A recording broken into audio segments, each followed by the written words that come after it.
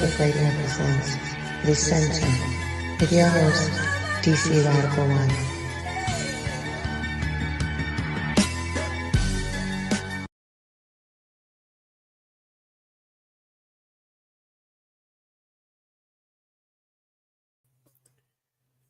Greetings, friends, family, allies, and enemies. I'm your host, DC Radical One, and you have entered the center. Shout out to our wonderful producer, Cindy Ashby. You can check us out at SoundCloud, YouTube, iTunes Podcast, Google Play, Stitcher, Spotify, and iHeartRadio at On the Wake Up Radio. While I BB488 to Sister Simone, who look like the first person in here. I'm going to assume the brother is busy since he's not in here. And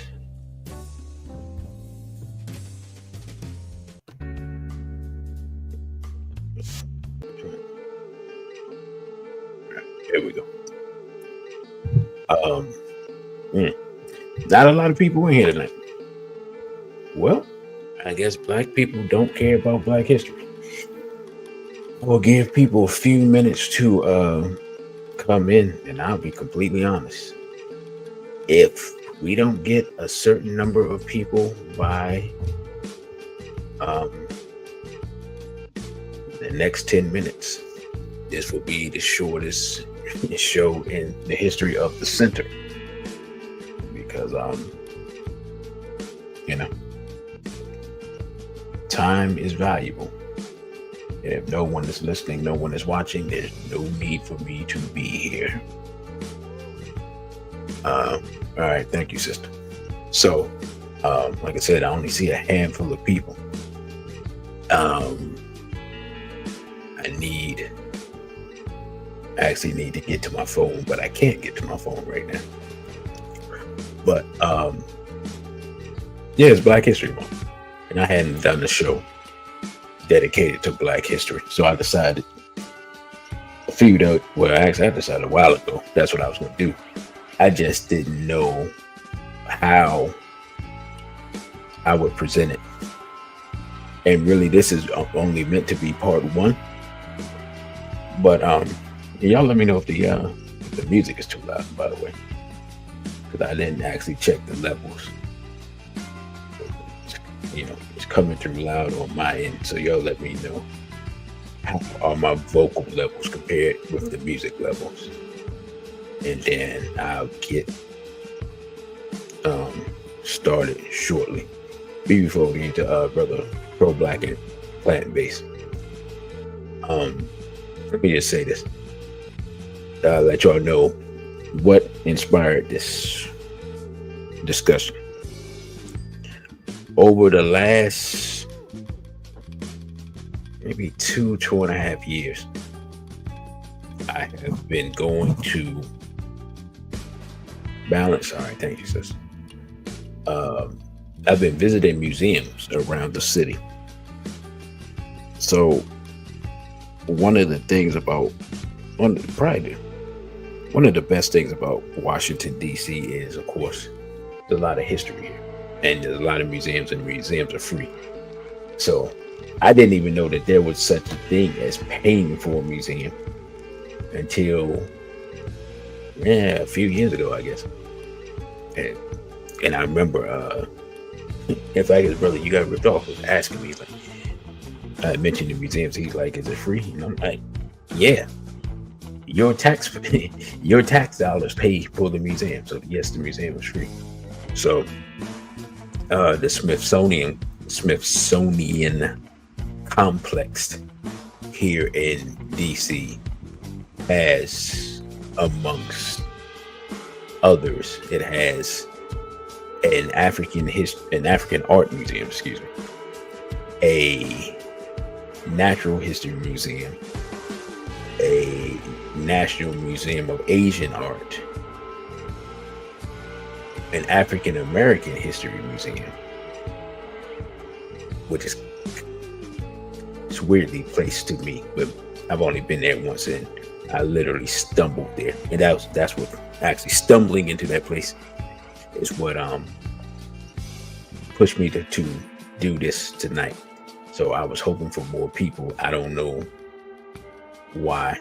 I informed a lot of people via Instagram earlier today. So I don't know if people just got away from being used to me doing Sundays or whatever. I don't know.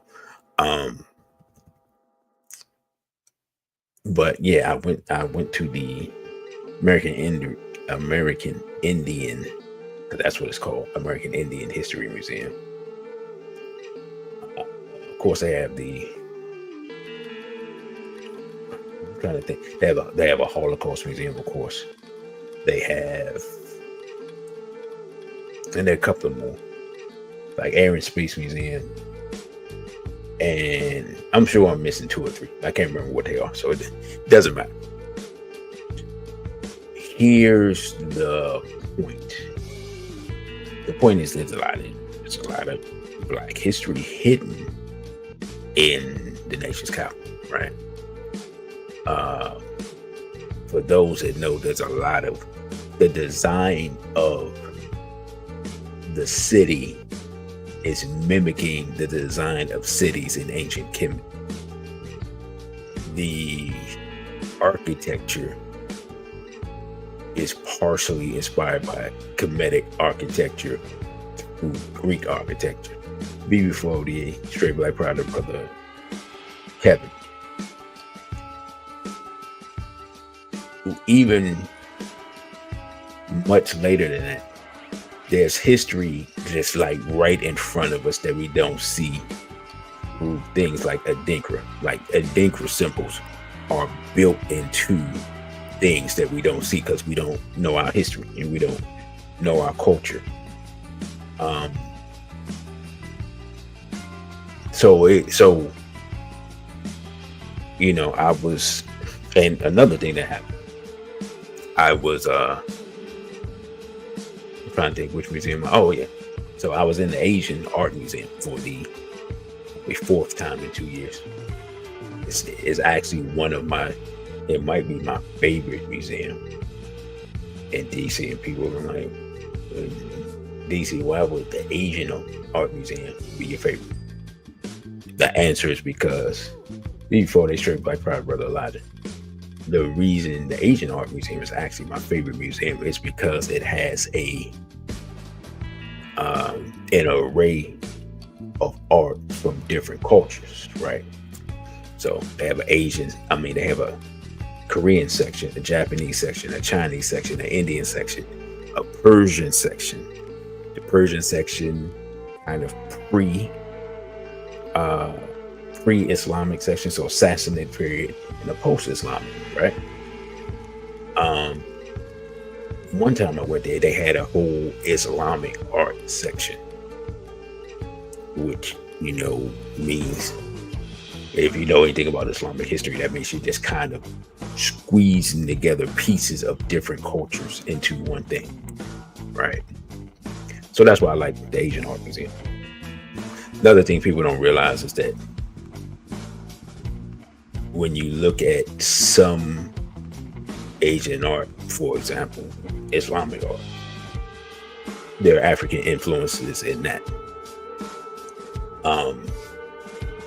Because you have African cultures that contributed to Islam and influenced it. And what people don't, here's a part of history that completely wiped away. Arabia, pre-Islam, was an Ethiopian colony, right? So, especially I would say the part north of, from Mecca, north and extending east, that area was a colony of a greater um, Ethiopian empire. Bibi Tumi, the brother of Sappho. So, for example, stuff like that is hidden history. And here's what's deep. All you gotta do is in the Quran. It's documented in the Quran, right? But if you're not familiar with it, you really kind of have to be familiar with the history to see it. But it's written, right? Just plain as day, as plain as the Arabic can get, because Arabic is a confusing language. But that's something that's never talked about. Like, you never hear Arab scholars really talk about that, right? But here's something that happened, and then I get, because I made some slides, I get to these slides. I see a few people strolling in slowly. I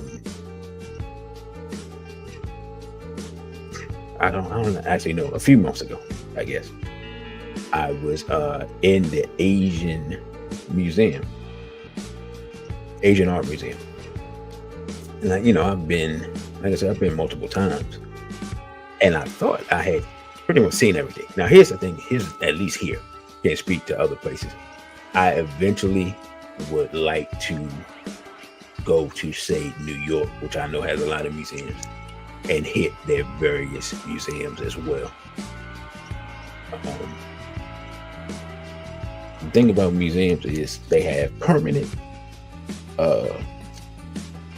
permanent collections, and then they have like temporary collections that they borrow from other people, or the collections that go around the different cities and things like that, right? So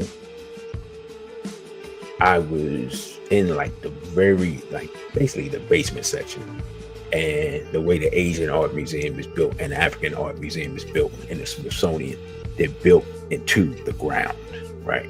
So when you walk in, you just see just one level, and everything is downstairs. So you go downstairs, different levels, it's like 3 or 4 levels. So I think the Asian is 4, I think. It's either 3 or 4, I can't quite remember. But so down there, and we're like, all right, I think that pretty much have seen everything. And I'm walking toward the back, and there's a hallway. Now, I've seen the hallway before, but I never walked down the hallway. Like, I just never walked down that hallway. You know what I'm saying? No particular reason. So I walked down the hallway, right? And looked to the left. And to my surprise, that ancient, quote unquote, ancient Egypt, excuse me, I was about to sneeze, the ancient Egypt collection is down there, all the way in the basement, all the way down this hallway, all the way in the back, like a place where no one will see go. Now, to me, it was two things with that. Part of it was symbolic, in that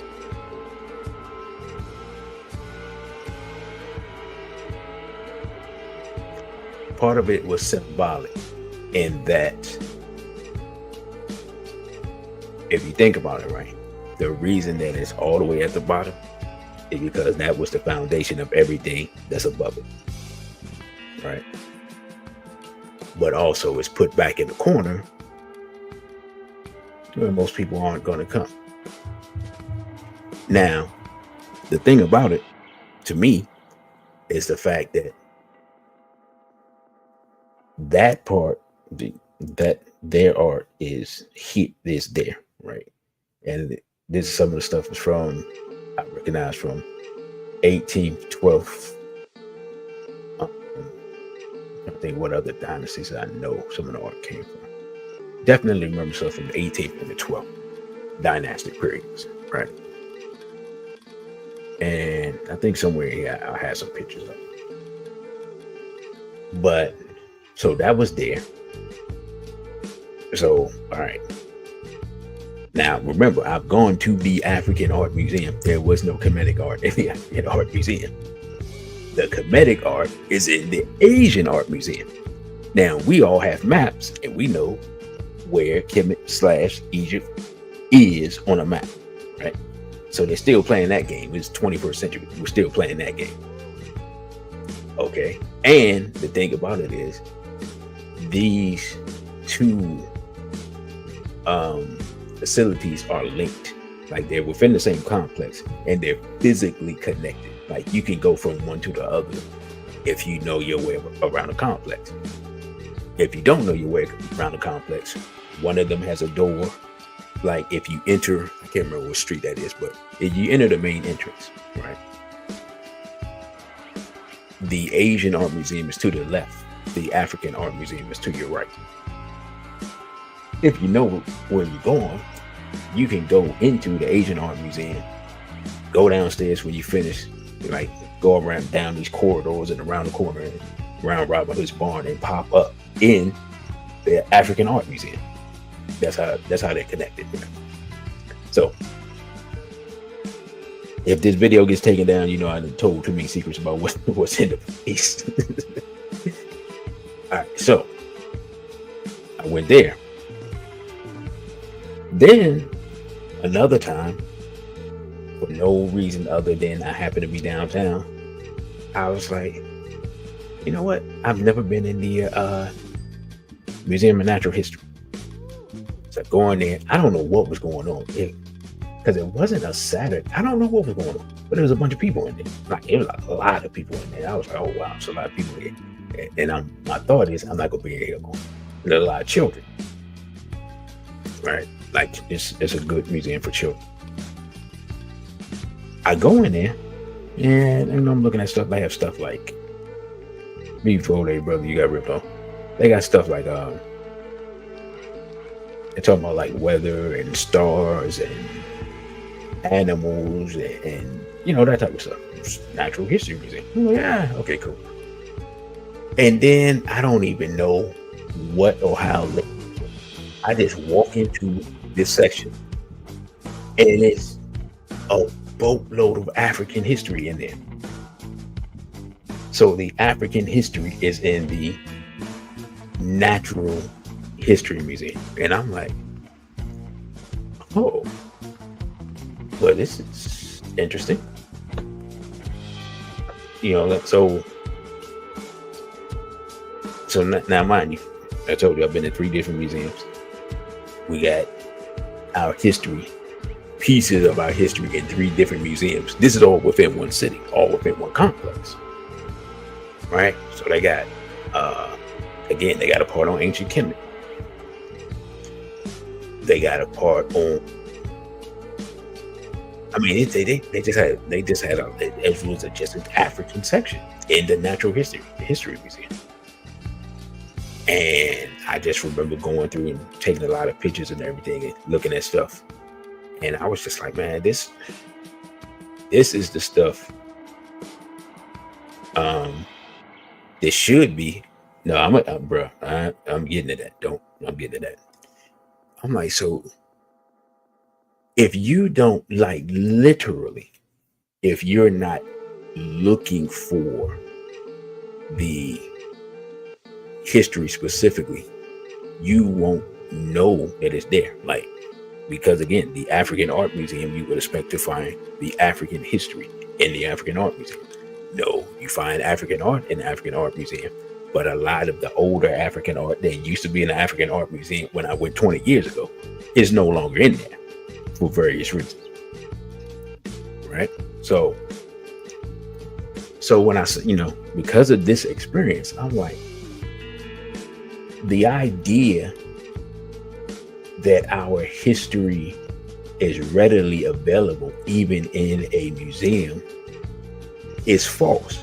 While some of our history is there and is readily available, it's only readily available if you are enough of a scholar to know where to look. You see what I'm saying? In essence, it's hidden in plain sight. Now, I want to go to this quote, right? That I got on the screen. That's Grandmaster Teacher Dr. John Henry Clark. Was quoted as saying, if you start your history with slavery, everything else looks like progress. The reason I don't really like that National African American History Museum is because it starts out history with slavery, right? And everything within it. And it's interesting because the sister asked me to talk about this stuff, and I don't even see her in here. But everything within it locks us into America. Now it says the National African American History, but that gives the perception that we had no history before that. Now, I'm trying to. I know years ago I went into one of these museums, and when I say years ago, I'm talking about like decades ago.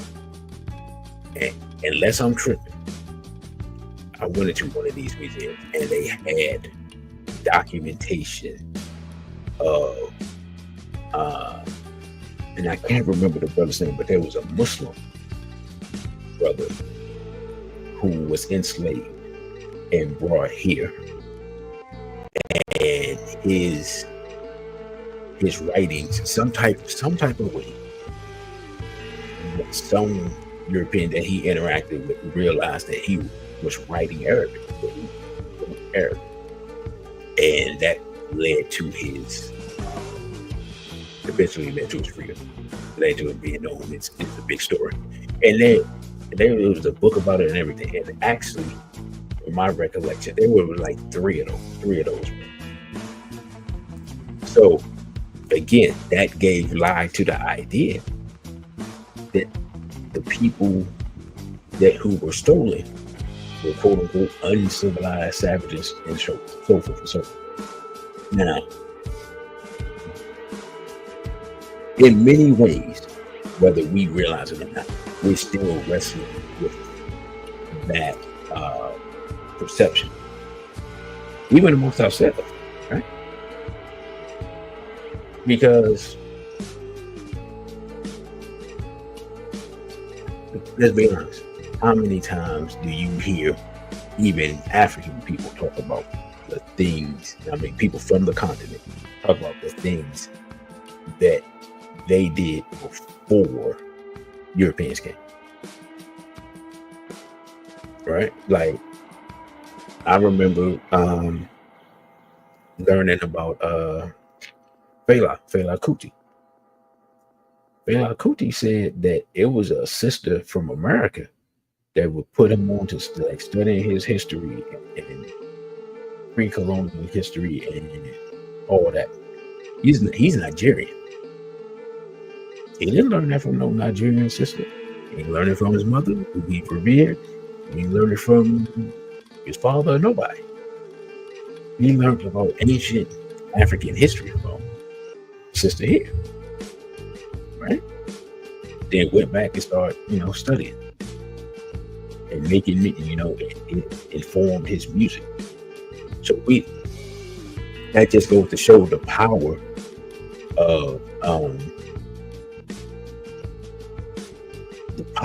of studying your history. And of course, if you know Fela, he loved women, right? I thought I loved women. Nah, he loved women, right? Fela's love of women was like beyond Prince's love. You know what I'm saying? That's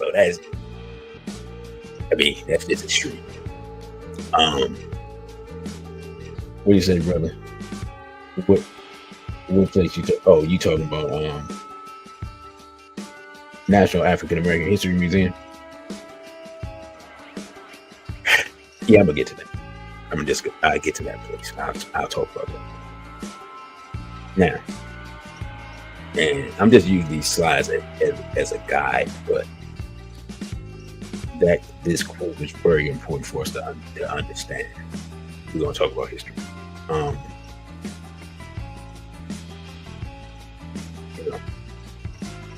In order for us to properly study our history, we must be anchored to a particular geographical location and build out from there, regardless of what may go outside of Africa.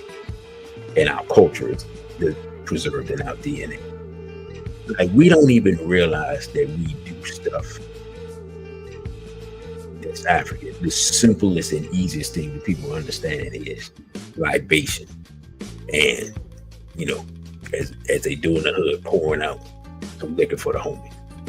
Like that's the simplest and easiest understanding of the cultural preservation of Africanity that we do because it's linked into our subconscious mind. B48 to our RPG, right?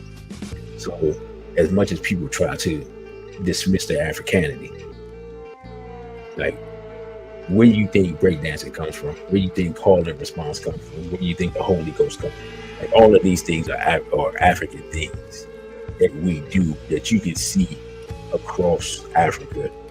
It just has different names, but literally these are embedded rituals and embedded in our DNA that they just will constantly reemerge, right?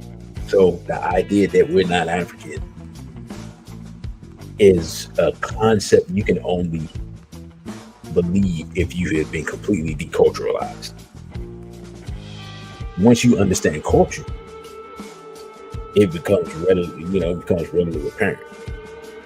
You know what I'm saying? You just okay. Like I remember working with I can't remember where he was from, and it was something he did, and it was just like he just reminded me of a family when he did it, and it was just like whoa. You know what I'm saying? He ain't look, you know what I'm saying? We ain't look like family, but something he did just reminded me of a family, like some of his mannerisms. I was just like, yo, that's wild. You know what I'm saying?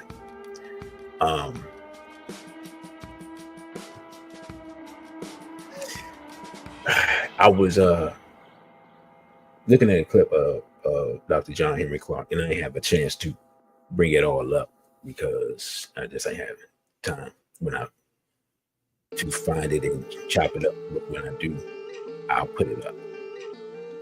But this is from the African Art Museum. They had Adinkra symbols in the African Art Museum, and this one, although y'all can't see it that well, when you open it, that was a Sankofa symbol. Now, interestingly enough, they had two Sankofa symbols side by side. You had the one like where you see the open box, and you have the writing and it tells you what it is. But beside that is another Sankofa symbol. So what people don't realize is, and I realized this a few years ago, and I looked to see if anybody had wrote books on it, and someone has. What I realized probably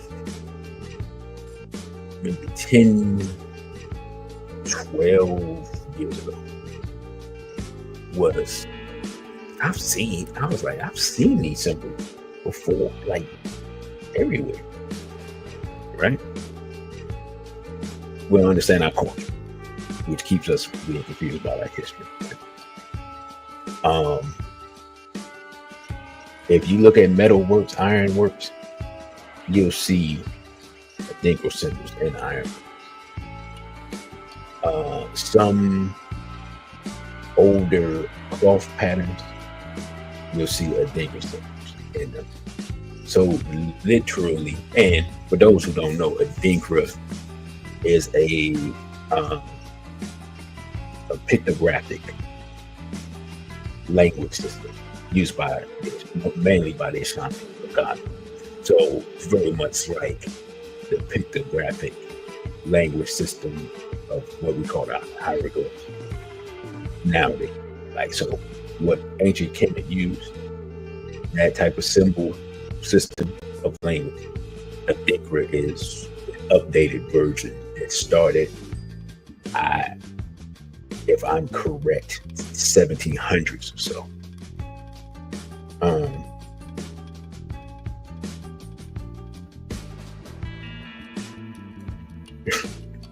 Man, bruh, what that got to do with anything? You know what I'm saying? What does Kendrick Lamar have to do with this?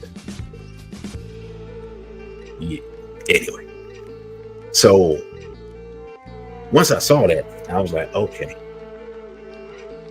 literally, our ancestors left breadcrumbs, cultural breadcrumbs for us, like right in our face, that our enemies wouldn't understand. And apparently we wouldn't understand either, even though I remember seeing the symbols and always kind of, it was almost like a foggy memory. Like I was seeing it, I was just like, this looks like something. But I had no point of reference. And then came to find out that what it really was, right? So here we go. Like how many people in fact, how many people have this design on what they call it, storm doors or whatever they call it? Like if you got these security doors on your house where you got your inside, your regular door, and outside, your inside door, you have this door. That's a dangerous thing, right? You can see this everywhere, you know? And this just points us directly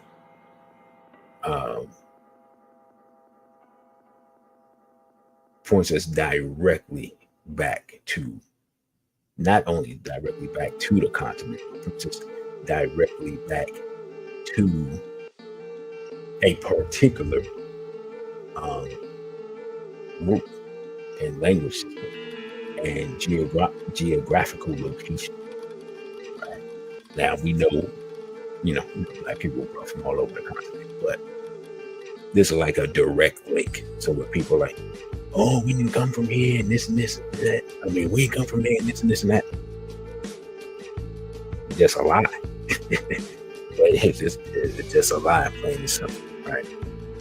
But these are the things that you have to have a knowledge of in order to be able to piece together our history. Like the intrinsic connection between history and culture can't be overstated. You can't be completely deculturalized and properly understand your history. You can study it, but you can't properly understand it. And if you can't properly understand your history, then you can't properly understand the history of other people. So it's way deeper and way more profound than really understand. Right? Now, like I said, these are some of the Kemetic artifacts that I was telling you all about that found literally in the basement of the Asian Art Museum. And it's just, like I said, it's fascinating the way they do it.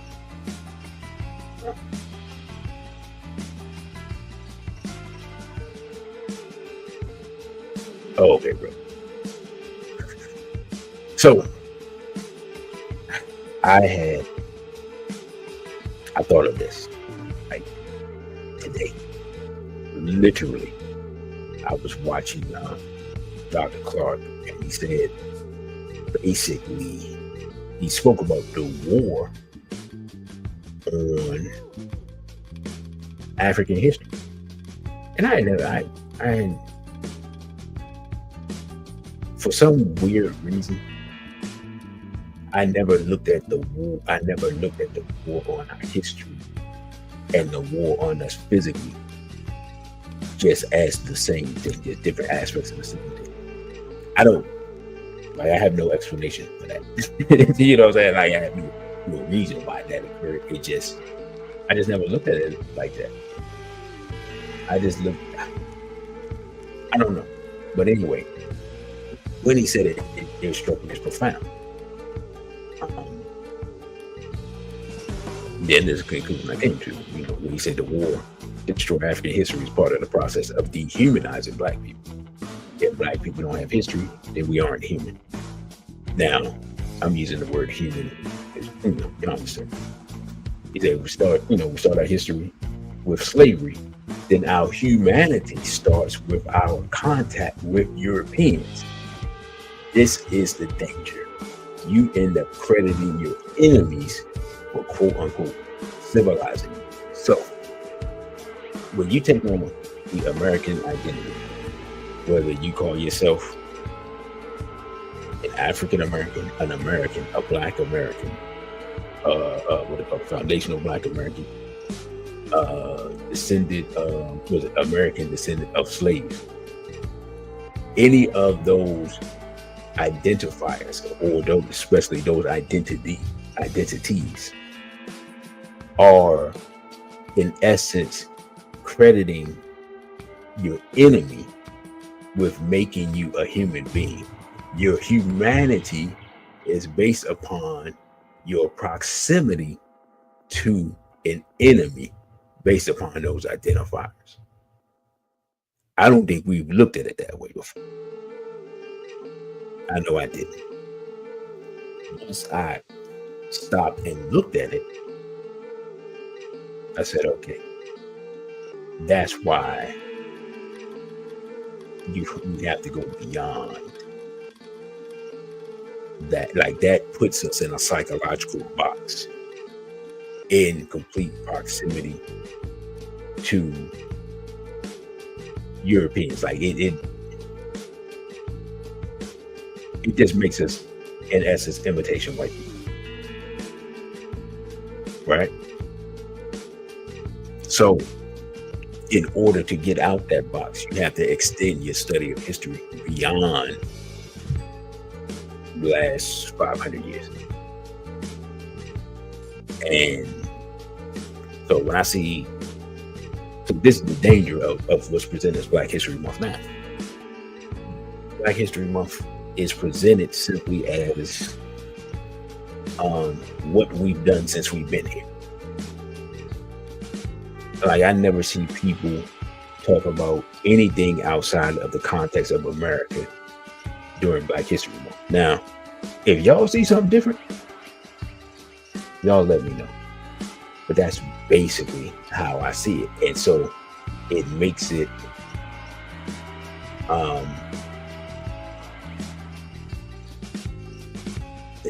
it's not even futile. It actually makes something that should be positive a negative, because it becomes limited, right? So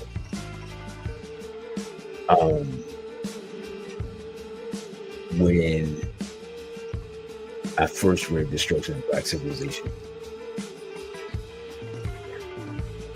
that's what gave me a different perspective on the study of history. Actually, no, not when I first read it. When I had read it enough to comprehend it. That's when my understanding of history changed. Because then my understanding became an understanding of conflict between civilizations, right? I think the way that we're taught to study history is by, especially American history. Well, I'll say this, especially the history of Black people in America. We're taught to study personalities, right? So they just give us a list of people. And if it's changed, y'all let me know. When I was growing up, that's how it was. And, you know, y'all know the names, right? Martin Luther King, depending on when you were born, Malcolm X, because, you know, it wasn't a whole lot of Malcolm X, so depending on when you were born. Sojourner Truth, and man, why am I drawing a blank? What's the sister's name? Harriet Tubman. And so, you know, and so forth. You know, y'all know these list of names that used to be standard. They probably added to and taken away some since then. But that's how the history was taught. So we weren't taught. How can I put it? We weren't presented as a people, or as, you know, as what we get right, Rosa Parks, right? As a nation within a nation. Now, in the 80s, yeah, even in the 80s, and I don't know if it was before, because I ain't old enough to remember. Yep, George Washington Carver. Right. You got it, bro. In the 80s, I know at least, we thought of ourselves. I'm not talking about like conscious people or African centered people. I'm saying church people. Like some black politicians literally expressed publicly the concept of Black America being a nation within a nation. Now, the reason church people were able to advocate that concept was because they had a biblical narrative to go by. The whole Hebrews in ancient Egypt. Right? They could express it through that lens. Our condition here being a parallel to that biblical story. We don't that idea doesn't exist now within the minds of the masses of Black people. The idea of Black people in America being a nation within a nation, right? And I saw something very interesting today along those lines. But really, I just never really thought of. So I'm gonna give credit to who said it, because if it's wrong, I'm giving credit to who said it. But Professor James Small said that the Organization of Afro-American Unity that Malcolm X started wasn't started to be an American organization, in the sense of it wasn't started to be limited to the United States of America. So it wasn't started to be a United States organization. It was supposed to be an organization that was going to organize throughout the Western Hemisphere. So in essence, what he was attempting or laying the foundation to build was a multinational grassroots organization that would mirror the unifying organization of the OAU, Organization of African Unity, that was being built on the continent. Malcolm X was building a parallel infrastructure in America to unite Black people in America, Mexico, Canada, the Caribbean, and South America, and then eventually take and unify that with the Organization of African Unity. So his plans were way bigger than is generally thought of. And so when I saw that, I was like, well, oh yeah, that would have made him the most powerful man in the West. And thus the most powerful Black man. And by far the most maybe the most dangerous Black man on earth. Because he was, you know what I'm saying, obviously non-violence. You know what I'm saying? So when I saw that, I was like, yeah. I mean, in addition to all the other reasons, that was an obvious. He was so much more of a threat to the European than we recognize, right? And I've studied Malcolm for years, but that just put it in a totally different context. Because when you go back and look at Malcolm X's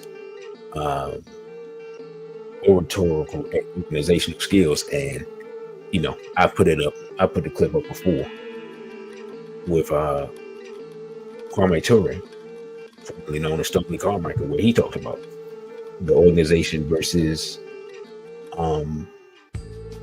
mobilization section.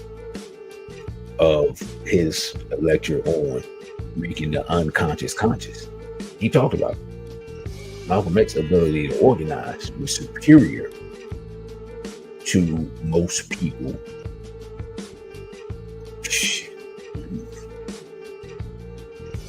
than most people of that era. Right? So,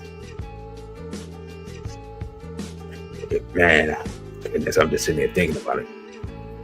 You take Malcolm X's oratorical and organizational skills and you get it backed up by the newly freed resources of places like Ghana.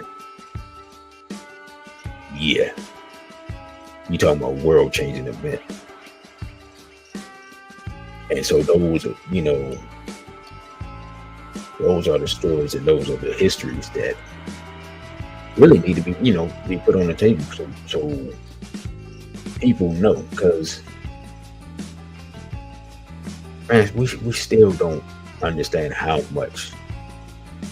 people have fought and sacrificed just in this place. But what I'm gonna do at the top of the hour,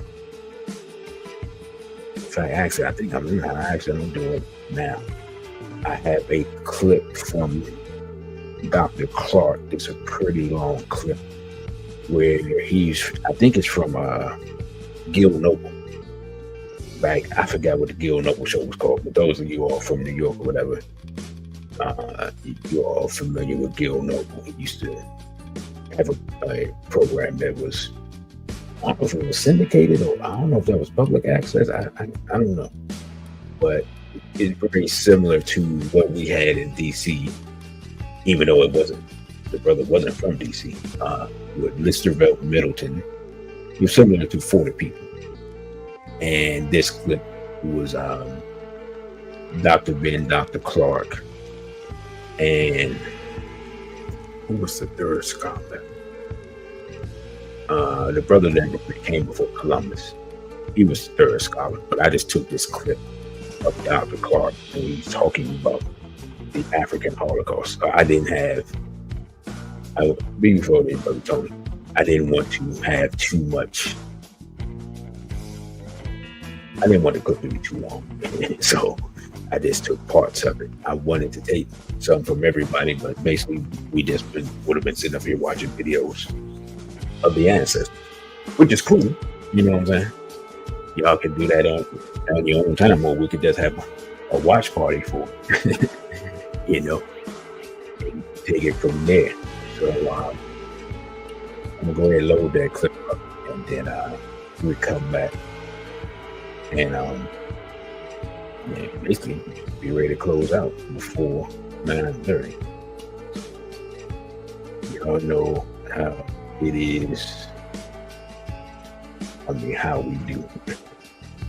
And put the pause on the music as soon as we actually find it, and load up the clip.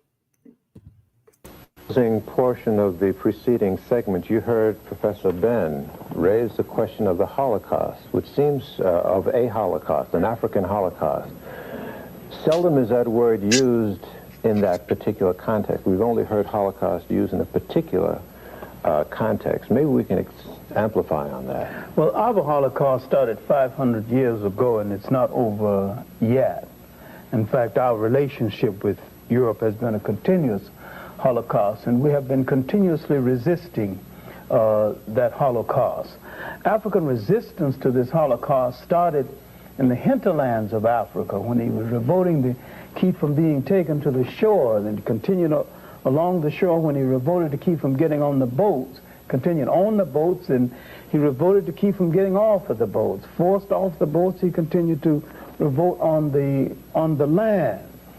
But the apex of this resistance, while coming in the 19th century, but slave revolts had started. There was a slave revolt in Cuba as early as 1525. And these slave revolts, mostly led by people called Maroons, and this is a term really means runaway, these slaves who bypassed the auction block many times and went into the hills and defied people to enslave them and found separate societies. Why the best known of these societies are in Jamaica and Haiti, but there were maroon societies all over the so-called New World, including here in the United States. You know, I found out, Professor Clark, that one of my ancestors were Maroons in Jamaica. Well, you're from royalty then, the fighting nobility, as I often say about my sharecropper parents in Alabama. I am from the peasant nobility.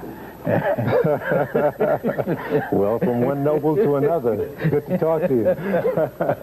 And it is left for us to declare what we are. And we say that these people who fought so that other generations can live is our revolutionary royalty. Let me press you a little bit on the dimensions of our Holocaust. What numerically, what numbers are we talking about? We heard Professor Ben talk about 10, 20 million lives, African lives taken in the Holocaust. I would say the figure is rather conservative when you consider that in the movement from the coast, from the hinterland to the coast, every 10 captured, less than 3 got to that coast. And so we have now figures that's kind of lost forever from the computer. And many times, if you look at the logs of the slave ships, they might load on 300 and not make any stops. And when they finally get to the main port of debarkation, you have less than 200. So that's so many went overboard, so many died of suffocation. But now, what we need to concentrate on is that fight on the land, the Maroon revolts, the different slave revolts in Haiti, Jamaica, the Babis revolt in Guyana, Professor Van Sertiman's a country that there was continuous revolts all over the Caribbean area and in South America. And in South America, they not only large numbers of Africans bypassed the auction block, went into the hinterlands and found separate nations, Us Palmares and Bahia. These are separate African nations carved out in Brazil itself. And now these revolts in the Caribbean would stimulate our black revolt here in the United States. But when we look at the 19th century, we have to look at the whole of the African world in revolt. The Africans in Africa began a series of wars that would last over 100 years. The Ashanti Wars, the Asante Wars, and what is now Ghana started in 1805. The last war was fought in 1901, led by a great African woman warrior, Ye Asante War. The Zulu Wars would last far more than that. The wars against the coming of the Europeans started in 1652 when the Europeans arrived. The last war in Southern Africa was 1906. In between our breaks, you were mentioning, in the dimension of the Holocaust, the experience of a particular group. Oh, I was talking about the Herero War in what is now Namibia, then formerly called Southwest Africa.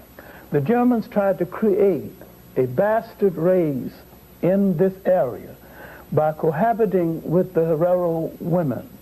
What they did not understand is that culturally, the Herero woman never cohabits outside of her tribe or her group, not even with another African. And traditionally, she makes every attempt to bring virginity to her wedding bed. And if she is violated before marriage, it's all one can do to keep her from committing suicide, because she has lost her womanness and have nothing to give to a man.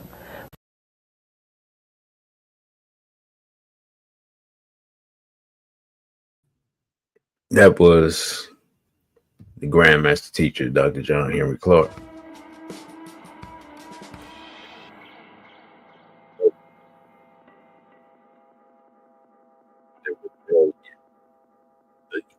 rebellions against slavery. So you see, when you see our elders and ancestors, them teaching the history, they teach it in a very different spirit than what is taught today. We from what I see anyway, what we're taught today is all like a victim history and not a history of resistance and revolution. And that is very dangerous for us to teach our children that way. We should be teaching our children that we resisted. Speaking of which, I actually did a presentation called We Exist Because We Resisted. Dr. Collett used to have to say we have to resist to exist, and did a presentation called We Exist Because We Resisted.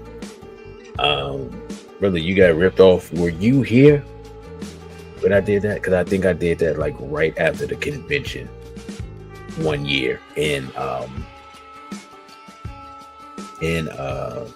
at Everlasting Light.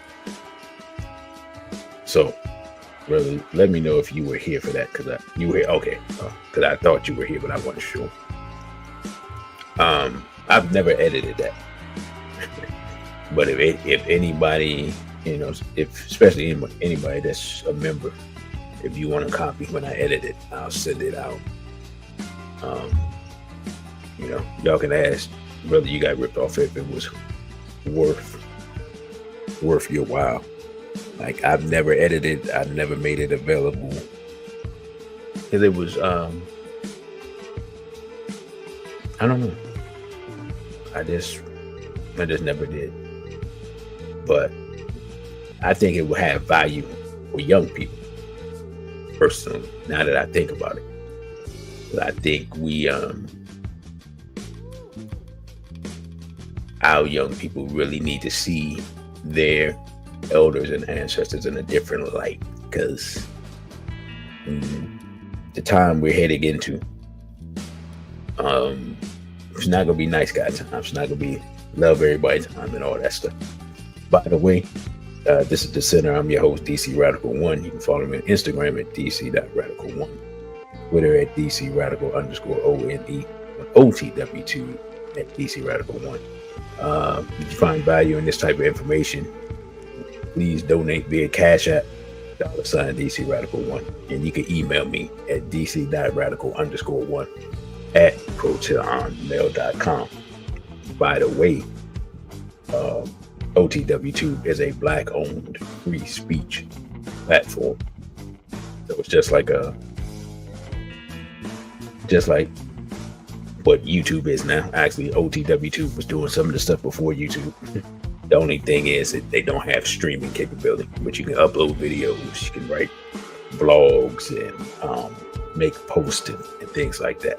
So that is we always talk about what we don't have, but we rarely support what we do have, in my humble opinion. But yeah, that was part of. That was part of. Did we lose the music? But something, and let me go back to walking into the American Indian Museum, and I didn't load up any of the pictures that I took. I took a lot of pictures there, and I think eventually,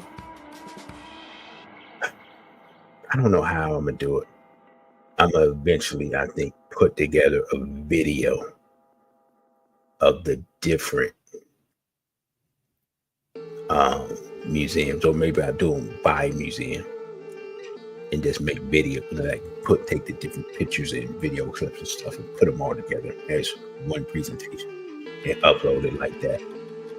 But when I went into the American Indian Museum, right? First of all, the way it's designed is very interesting. I don't know who the architect was, but it looks like a mesa. Y'all know what a mesa is. It's like big giant. It's like a mountain with the top cut off. It's flat. the building looks like it's not that for a museum. It doesn't look that big. It's a and inside everything is circular on the inside, almost like the inside of a TV. Now that I think about it, right? And it's very uncluttered, and the lines are very clear, right? So it has a very particular design. And I'm gonna get to the point because I know y'all like, why are you talking about the Indians? But because it's the last one I went to. And so I went in there, right? And at first I was like, not impressed. You know what I'm saying? And what's interesting is literally, except for the Asian Art Museum and National African American History Museum, which I'm gonna get to with more in depth in a minute.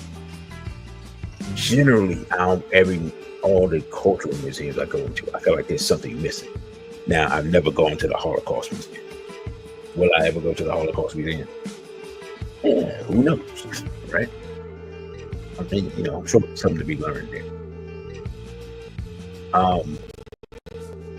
I went in the first level, the second level. Like, I like the architecture and design. And then I said, let me go all the way to the top. Now, I've never been, have no, I don't know, whatever. And I go to the top of this place. And then that's where it hits me.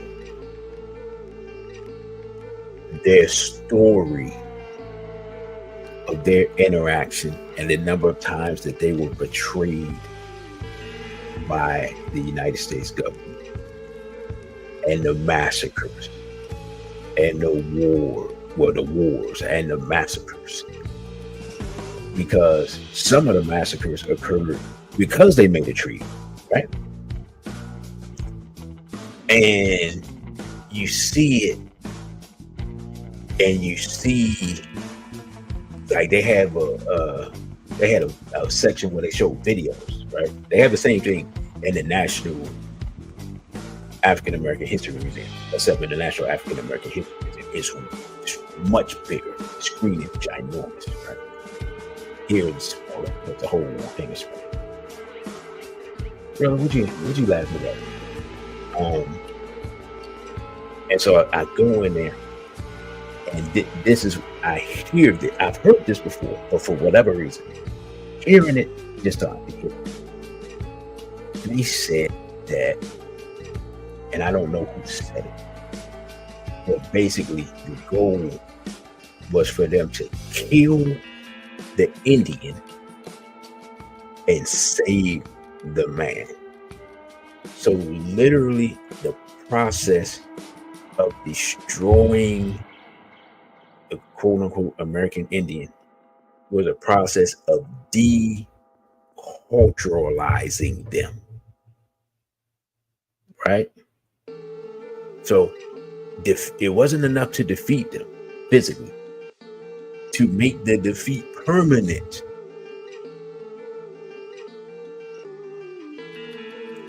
Oh, okay.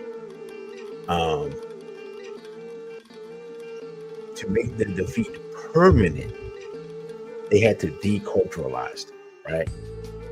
So the same way they stripped us of our names, language, and our cultural identity. Literally, they were doing the same process, except they weren't enslaved, but they did it. They focused primarily on their children, right?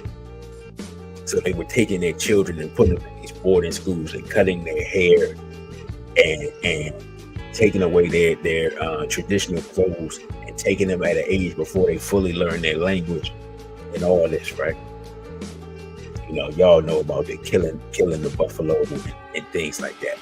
Like, man, I'm not gonna lie, it was profound.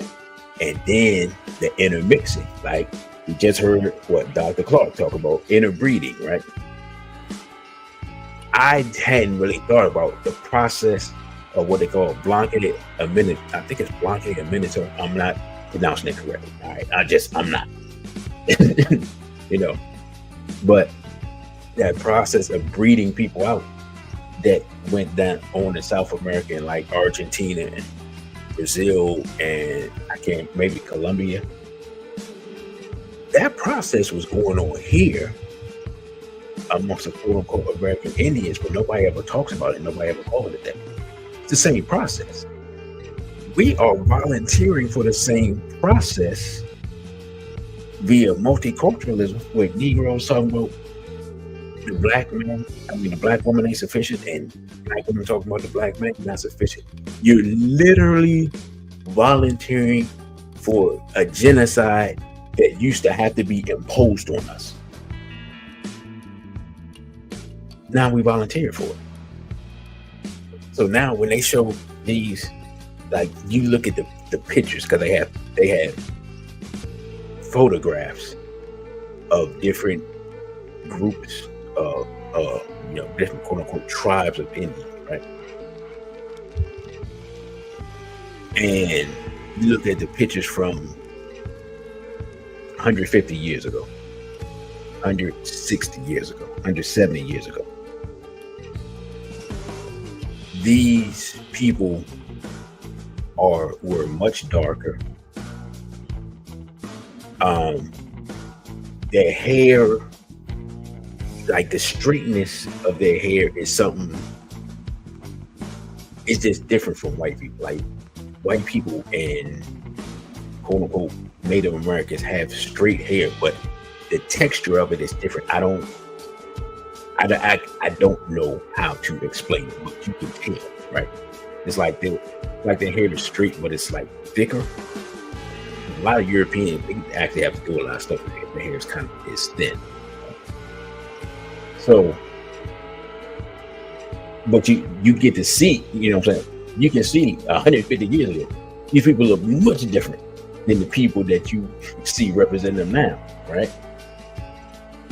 And you can just see the alteration of their genetics. So it's like, I mean, it just struck me seeing, this is gonna sound crazy, seeing of people who had been systematically destroyed was like looking into the future of black people in America if we do not course correct. You see what I'm saying? Now, you also can look, you can see, and y'all know me, I'm not I'm not pro quote unquote illegal immigration, but you can look at some of those people and say, yeah, there's a reason Pedro keep coming back here. You know what I'm saying? He's receiving an ancestral call to come back to. They come back to the same mesas and rolling flatlands of Kansas and mesas of Arizona and all that. There's a reason he keep coming back here. You know what I'm saying? Take that same dude that's speaking Spanish right now and let him grow his hair out and walk him to the reservation, and they're gonna be like, cousin, where you been? Right? But you, in all seriousness, the process, like once I really looked at it, and they had a part, they were talking about American Indian movement, and that's another thing. Our movements, like for example, the movement in the 60s, inspired them to have their own movement. Just like the Panthers inspired the Puerto Ricans to start their version of the Panthers. I forgot what it was called, but it was a Puerto Rican, in essence, a Puerto Rican Panther Party. It was called something else. The American Indian movement, AIM, they started arming themselves and armed self-defense. Like, we don't even think about the fact that we have inspired other people to resist, as Malcolm X said, by any means necessary. So, I'm not gonna lie, it left with that visit, and I'm gonna go back when I get a chance, because I didn't get to, like, by the time I got to the part I needed to see, I had already been there a while, and that's not actually where I was going anyway. That wasn't on my itinerary. Like, I literally just was like, it's cold out here. I need to go somewhere where I can sit down and get out the cold and figure out where I'm supposed to be going. So, but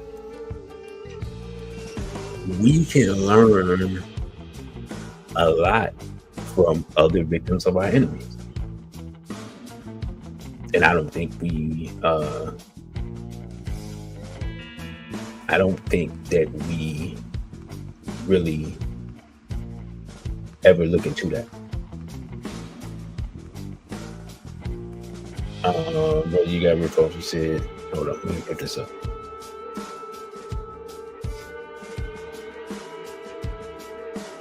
That's profound. They just had this same conversation last night with somebody from Nepalese man, about how Eurocentric countries break your culture to break the people, which gets the offspring to volunteer for their own enslavement. Yeah, brother, that's profound, and it's done across cultures, and we don't think about it, So, like I said, man, that American Indian History Museum, it made an impression on me. Like, whoa, there's nothing that says this can't be us. A straight black pride to Netu Kemet. You're late.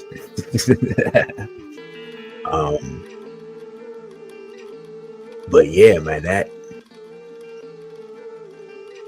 was, I don't know why, because it's not like I don't know this. Here's what's great. I literally have documentaries that I've had for years. I have physical media, like DVDs. Like one of them is 500 Nations. I don't know if you've ever seen it. It's on that years ago. I haven't watched it in years. So it's not like I didn't know this stuff, but like seeing it and the way they documented it, man, like this wickedness. And here's what's crazy. Like, it's literally like 2 blocks away from the Capitol building. So they're literally within the line of sight of the government that's causing them this much hell. And it was another thing. They had this little film, maybe, I don't know, maybe it was 10 minutes long or whatever. They just, they just keep showing it. They keep rotating it. They were talking about the importance of the land, right? Like Malcolm X very much talked about land being the basis of a nation. They were talking about the land and how, like, literally displacing the people from the land was killing them, because they were connected to the land through the environment. They were connected to the land from the food they type, the food that they eat, the type of food that they cultivated. The clothing that they had was made for that environment.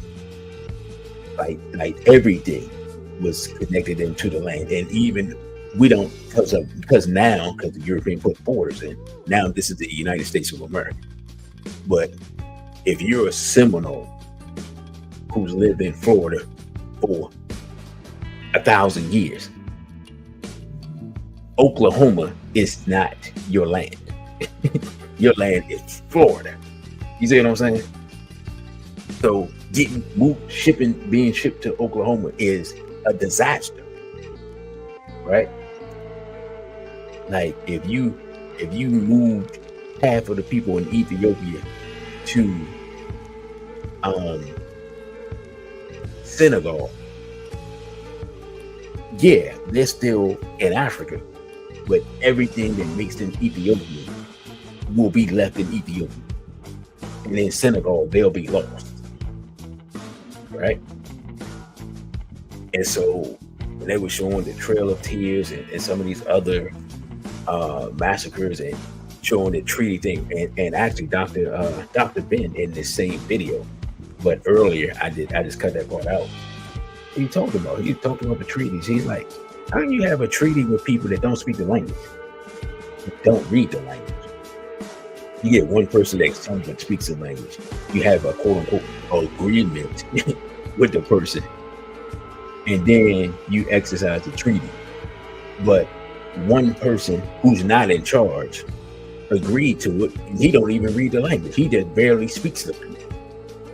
That's the type of trick knowledge that they were dealing with. So I say all of that to say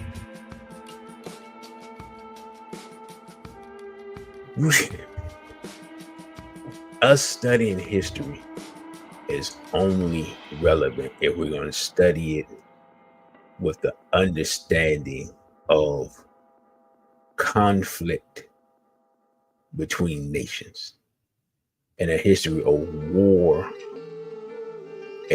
against us and a history of resistance of the war. The difference now is the war has gone from this part is important. It's no longer a war of colonization or a war of building empire or a war of oppression or anything like that. We're in the end game. It's strictly a war of who will be left on the planet, who will survive. It's a war of genocide now. It's no longer when people who are waging the war have no need for 8-9 billion people on the planet. And they state it publicly. You know what I'm saying? Like Bill Gates states it publicly. Like he does, and no one even, it's weird. People listen to him talk, and no one even challenges him. Like, hold up, who the hell are you? Say it's too many people on the planet. What? Like, ain't like you. Like he has children. It's not like he's like, whoa, there's too many people on the planet. I ain't gonna have no children. Nah, he got children. Right? He said, yeah, right, but yeah, the concept of buying land. Yeah, there is no, the land exists. You know what I'm saying? You mean buy the land? The land was here, and it was here before we got here. It'll be here after we leave. Okay, so, hey, own land? What are you talking about? Where was I? But, and I lost my train of thought. But anyway, the idea of,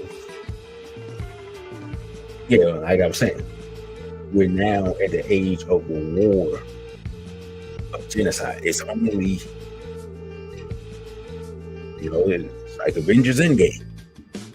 Only one side can exist. Thanos is going to remove half the people on the planet.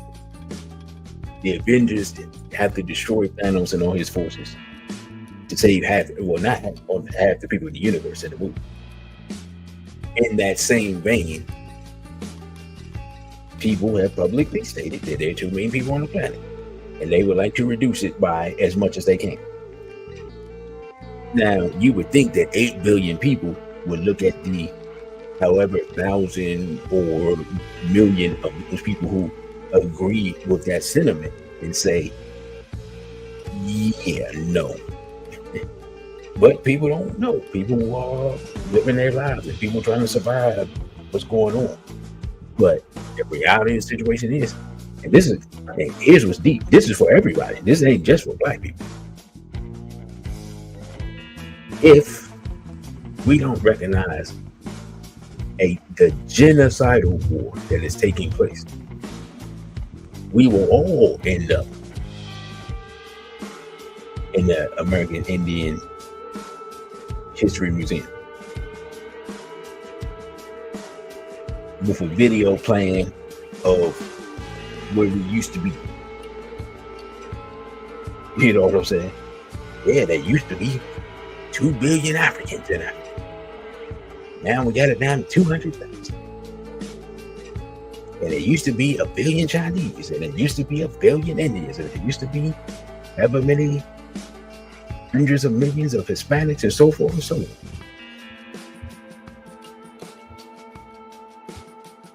And so studying history outside of that context is a complete utter waste of time. Studying our history within the context of fighting against genocide is how it has to be taught from henceforward, or it need not be taught at all.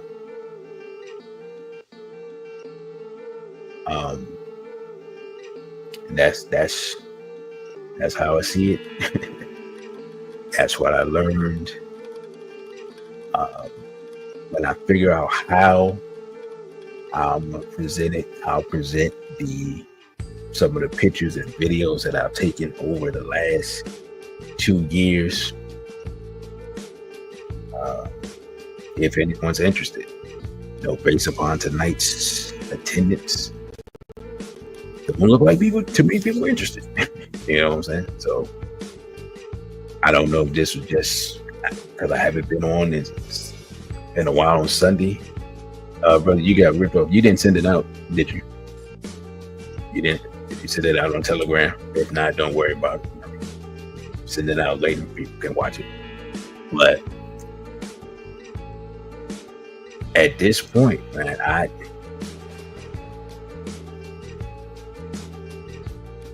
don't know what else there is to say about our situation. Like, time is running short. I mean, one thing like I'm saying, I would love to be able to, I'm not even talking about traveling internationally, like go around the country to the different museums and document the different history and different parts of the history that just we aren't being shown, that is being forgotten about. Like the social media stuff is good. People drop little stuff on social media, but it's nothing like going to these places and seeing the information. And if you can get a chance to talk to an insider, like if you can find a Black insider in some of these places, which is hard, it ain't easy, and talk to them about the stuff that you don't see. Baba Ashra Kwesi, that was one of the things he would do. He would find somebody Black and ask them what else they got in here, and get pictures and stuff of things that are just stored away in these type of facilities. Different parts of our history that they don't even want to let people know that they got. Right now, one thing that has taken place in the last few years is that they have, and I think this is the last. Is this the last one? Yeah, it's the last one. One thing that's happened in the last few years is different institutions have been guilted into returning different artifacts, right? But still, there's plenty of our history here stored away. Some of it in private collections, some of it in different institutions, and we already know that whatever the Vatican got is a gold mine of our history. And I greatly suspect, I can't prove it, but I greatly suspect that a lot of the documents from the city that named Alexandria in ancient Kemet, that they didn't, Dr. Clark said they didn't burn all those documents. They took them and they studied them. And I'm of the belief, because I can't think of any other place that would be, of the belief that those documents are in the Vatican. Can't prove it. It's just my personal belief. Like, it's a logical conclusion that I could come to. Yeah, but with that, brothers and sisters, I think it's gonna go ahead and close out. I just wanted to get those thoughts out because I had, these last couple of visits to these facilities. I wanted to find a way to try to present what I found in an easily digestible format. And I was hoping that some of the people who have asked me questions about some of this stuff actually would show up and ask some more questions, but they did not. It is what it is. So maybe I might do a part 2 to this Tuesday, and then maybe more people will come through, but I don't know. But anyway, you can follow me on Instagram at dc.radical1, on Twitter at dcradical_ONE, OTW2 at dcradical. You can donate via Cashapp, $DCRadical1. You can email me at dc.radical_1 at protonmail.com. Let me say this real quick. People like Brother Sydney and some of the other people who are members, if you hear this, please send me an email with your email address so I can send you a couple of the lectures that I have edited recently, because that's part of your membership. But if I don't have your email, I can't get you the information, you know what I'm saying? But you've already paid for it. I just remember specifically not being able to find that brother's email. But anybody else who is a member, you pay monthly for the channel membership. If I don't have your email, or you haven't received nothing from me, then yeah, let me know. Also, I think tomorrow for the members, you say, can I be a tour guide for travelers to the DC area? Can? Sure. But I haven't. I've never. I did it informally for a couple of people that came to the convention last year. It's only, I'll be completely honest, it's literally only something that I thought about 6 months ago. That I saw a brother going to the African American History Museum, and he was being a tour guide for the people. And then I was like, I wonder how that works. You know what I'm saying? Like, I don't know if he works for a company or he started his own company, or I don't know. That was something I would have to look into. Like, could I do it informally for people I know? Like, if I know somebody coming in town, yeah, I could do that. I would just have to be reimbursed.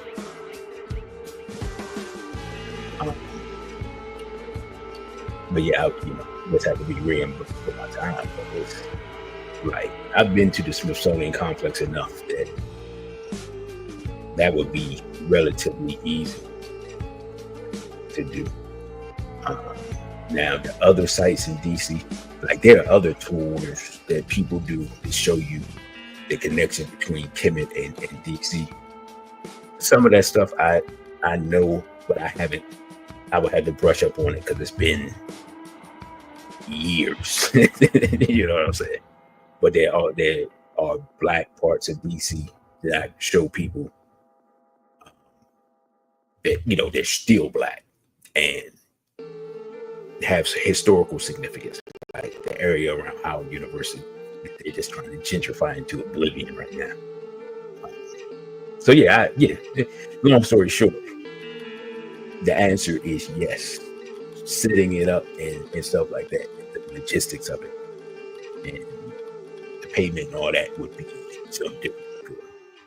I would do it. Like, I would like to do it for a group of people or whatever.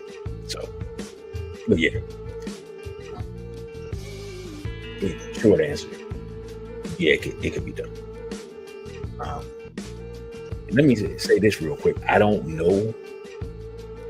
It's something I thought about, but anyway, I have to look into it and see how they're going to do it this year. But if you've ever been to the ceremony at Malcolm X's gravesite that's done on his birthday on May 19th, that's something that's worth going to if you never experienced it. Now, of course, y'all know Malcolm X is the catalyst for my journey, so I'm always there's always gonna be a spiritual bond for me.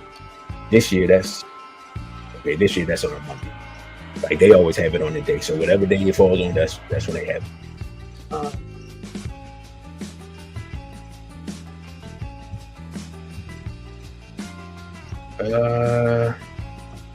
That's a thought, brother. I hadn't even really thought about that. That's a thought. I don't even know.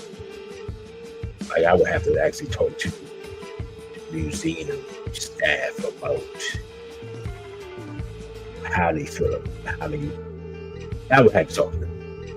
Because each museum, they kind of have their own rules. Some of them are real lax. Some of them you can barely bring anything into them. So that was something I would have to look into. I think the African American History Museum, they really like people to hype them and stuff. So the other museums are more low key. So yeah, that's a thought. I would have to look and see if anybody is even doing things like that. Like I see people make videos like, here's the things to do in DC type of thing. Or, other cities, but I haven't really seen the idea of virtual tools. I hadn't even really thought about it. Like they may already do their own thing. It might be like, nah, you stepping on our toes. You know what I'm saying? But yeah, it's a thought. I had to look into it. Any other thoughts, questions, or ideas? Oh, by the way, I just will say this real quick. Oh no, that's what I was saying. If you remember, you should have saw the clip that one of the clips from Jake Shields that I said to be members, not members only, but for members. That clip, it's only about 5 minutes long. That will go to the general public tomorrow. I think. I actually don't know what time I said it.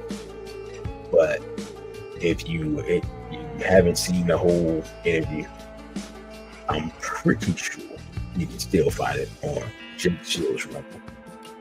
Jake Shields and Brother Jamie. And I'm pretty sure Brother Genie got one more.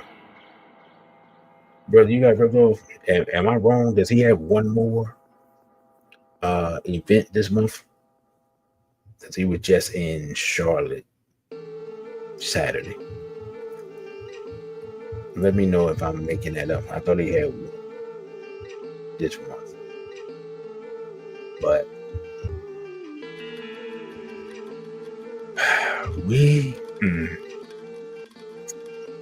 how can I put it? We really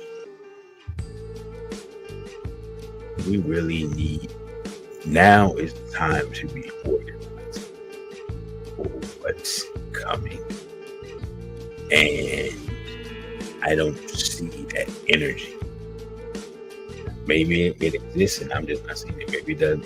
I don't see it because it's not in this city. Maybe it's in other cities. But if we don't organize now, I don't know. That's all I can say.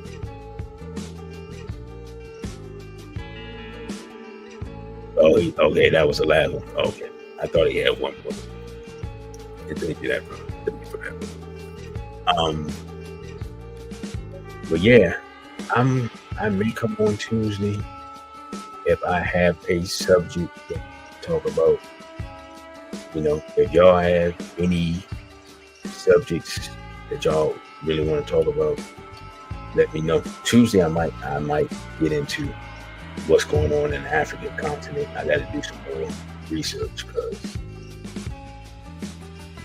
the situation. I don't think I've spoken about the situation in the Congo in a while. I really need to delve into that.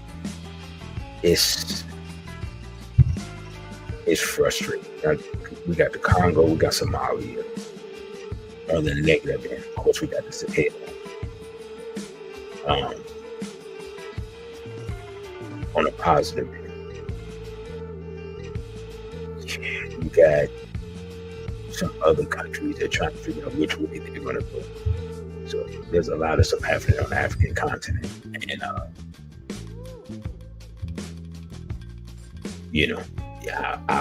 destiny is very much tied to that, whether we want to accept it or not. A powerful Africa changes the dynamic of how Black people are treated throughout the world. And also, I forgot, you got the whole situation in South Africa with Trump trying to lure the white people out of South Africa.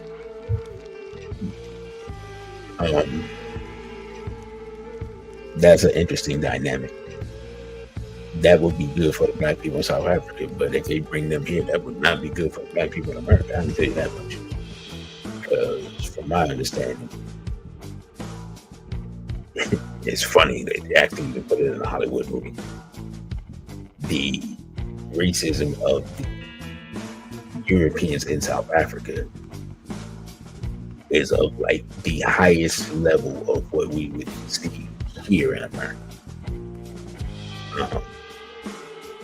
So they are some ruthless, nasty, vicious people.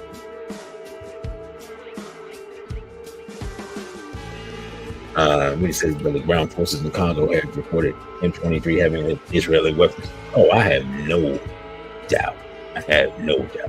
If you have articles, just send them to me.